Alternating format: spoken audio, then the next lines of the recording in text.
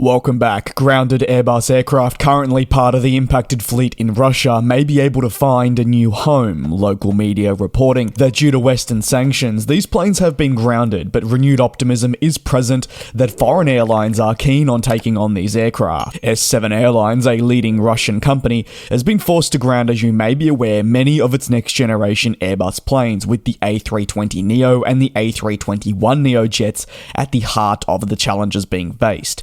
These problems all center around the Pratt & Whitney engine crisis. At the same time, this is a global issue, but it is ultimately far more challenging for S7 Airlines to navigate the struggles than other operators.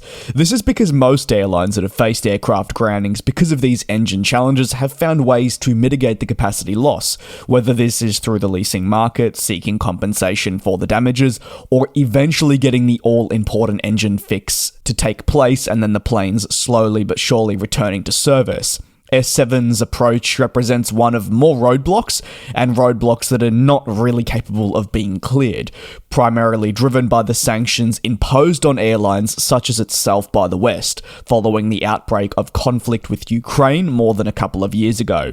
Because of these sanctions, there remains an inability for aircraft to receive the necessary maintenance and/or repairs that would see them then return onto service, even if it was with delays.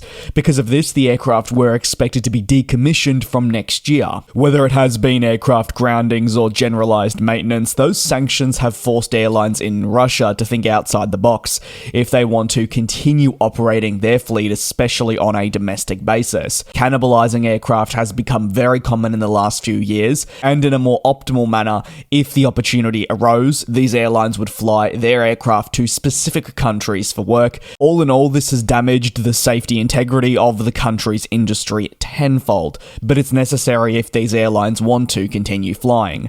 According to reports, there are a handful of operators that would be interested in taking on these aircraft. That includes an airline based in Egypt and Southeast Asian Airlines of the Philippines, who have sent formal requests through to the Russian government. The proposal necessitates that friendly countries gain access to the grounded planes, which would likely then be put into the foreign carriers' operating fleets, where they can receive the necessary maintenance.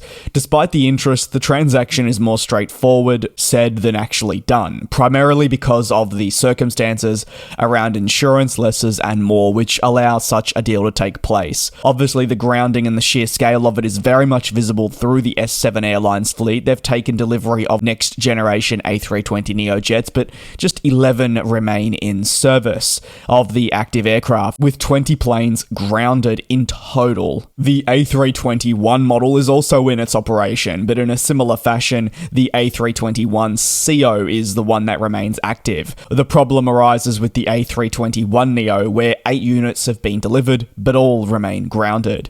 Keen to hear your take. This is a bit of a fascinating one. I've covered the engine crisis many a time here on the channel, but obviously it is with the assumption that sooner or later these problems will be fixed. But for those Russian companies, they're put in a place where that won't really happen. Thanks for watching, take care, and I'll see you tomorrow.